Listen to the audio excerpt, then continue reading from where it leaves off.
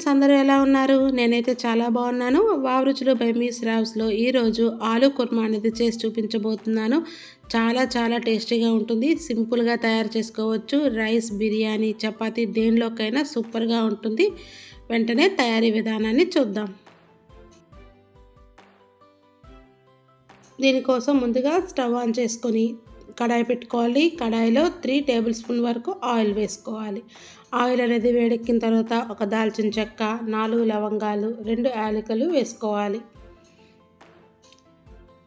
ఒక పెద్ద ఉల్లిపాయను చిన్న ముక్కలుగా కట్ చేసి వేయించుకోవాలి. ఇవి ఇలా వేగుతున్నప్పుడు దీనిలోకి 3 పచ్చిమిర్చిలను నిలువుగా కట్ చేసి యాడ్ చేసుకోవాలి.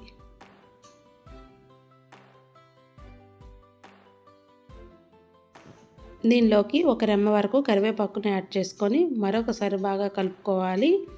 1 టేబుల్ స్పూన్ అల్లం వెల్లుల్లి పేస్ట్ని యాడ్ చేసుకోవాలి. అల్లం వెల్లుల్లి పేస్ట్ అనేది పచ్చివాసన పోయేంత వరకు 1 నిమిషం పాటు వేయించుకోవాలి.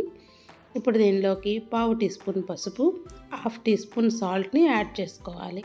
యాడ్ చేసుకొని దీన్ని మరొకసారి బాగా కలుపుకోవాలి. ఇప్పుడు దీనిలోకి 3 టేబుల్ స్పూన్ వరకు ఫ్రెష్ పెరుగుని యాడ్ చేసుకోవాలి. పెరుగుని యాడ్ చేసుకున్నాక ఫ్లేమ్ని సిమ్లో పెట్టుకుంటూ జాగ్రత్తగా కలుపుకోవాలి. లేకపోతే మనకి పెరుగు అనేది విరిగిపోతుంది.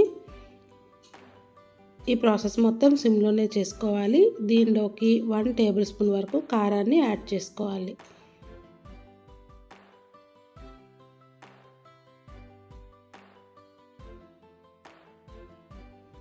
కారాన్ని యాడ్ చేసుకున్నాక మొత్తాన్ని మరొకసారి బాగా కలుపుకొని దీనిలోకి 1/2 టేబుల్ స్పూన్ జీలకర్ర పొడిని, 1/2 టేబుల్ స్పూన్ గరం మసాలాని యాడ్ చేసుకోవాలి.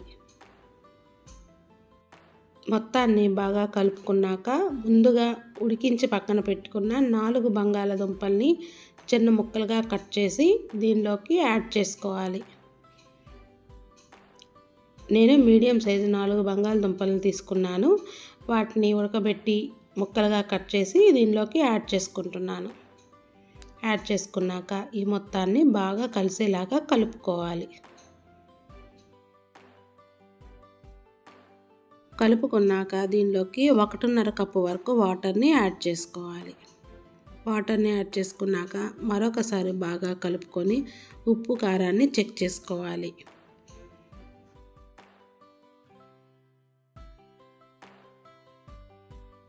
వాటర్ని యాడ్ చేసుకున్నాక 3 నుంచి 4 నిమిషాల పాటు మీడియం ఫ్లేమ్లో మూతని పెట్టి బాగా కుక్ చేసుకోవాలి.